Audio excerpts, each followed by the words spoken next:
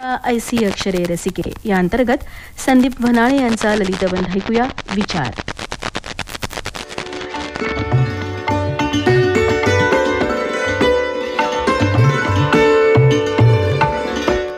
विचार हा एक अतिशय साधा शब्द, पण न संपणारा, न थांबणारा, अखंडपणे, अविरतपणे चालणारा हा शब्द. आपण जन्माला आल्यापासून मरेपर्यंत आपल्या डोक्यात असणारा विचार हा शब्द आहे. हे विचार निर्माण कसे होतात? विचार येतात कुठून? विचारांची ही अखंड शृंखला असते. प्रत्येक ठिकाणाहून आपल्याला वेगवेगळे विचार दिले जातात. आपल्या आसपासच्या घटना, प्रसंग आपल्याला वेगवेगळे विचार देतात. त्या विचारांचा कळत न कळत आपल्या जीवनावर परिणाम होत असतो. त्यातूनच आपले विचार बनत असतात. विचारांचं पुन्हा चांगले विचार आणि वाईट विचार म्हणजेच सकारात्मक विचार आणि नकारात्मक विचार असं वर्गीकरण केलं जातं. आपले विचारच आपलं आयुष्य घडवत असतात. म्हणजे बघा, तुम्ही पैशानं किती श्रीमंत आहात यापेक्षा आपले विचार किती महान आहेत हे जास्त महत्त्वाचं असतं. प्रत्येक शब्दाला स्वतःची एक वेगळी ताकद असते. शब्द हे शस्त्र असतात, ते जपून वापरावं. आपण सतत नको, नाही, जमणार नाही, शक्य नाही असे नकारात्मक शब्द वापरत गेलो तर आपले विचारसुद्धा नकारात्मक बनतात. आत्मविश्वास कमी होतो. भीती, राग, ताणतणाव, ईर्ष्या अशा वाईट गुणांच्या जाळ्यात आपण अडकत जातो.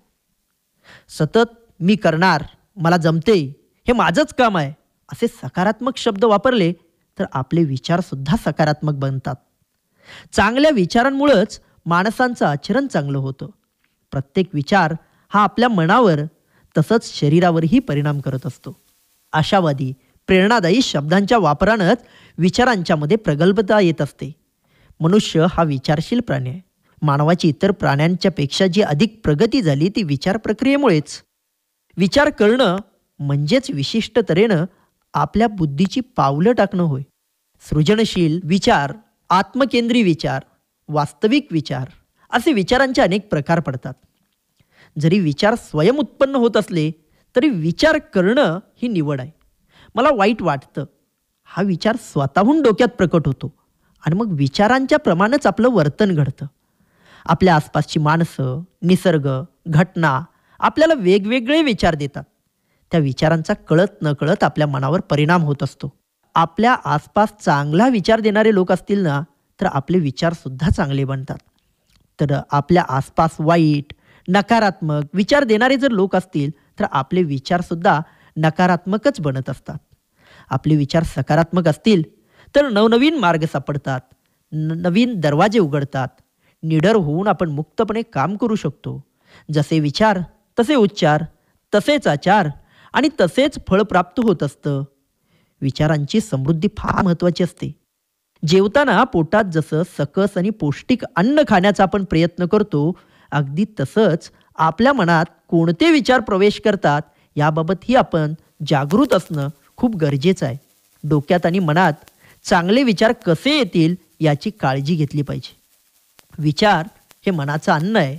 आपलं जीवन चवदार होण्यासाठी दर्जेदार विचार आपल्याकडे असणं गरजेचं असतं. मन स्वास्थ्यासाठी विचार खाद्य पोषक हवं, ताजं आणि हलकं फुलकं हवं. विचारांच्या सामर्थ्यावर आपण मन आणि मग जग जिंकू शकतो. अविचारा इतकाच अतिविचार हाही धोकादायक आहे. आणि त्याहीपेक्षा लोग क्या कहेंगे हा विचार अतिशय महाभयंकर आहे. खरं तर विचारात हरवून वेळ घालवण्यापेक्षा प्रयत्न करण्यात दिवस घालवावा. कारण विचारानं माणूस खचतो आणि प्रयत्नानं आणि कृतीनं प्रगतीच्या मार्गावर पोहोचतो.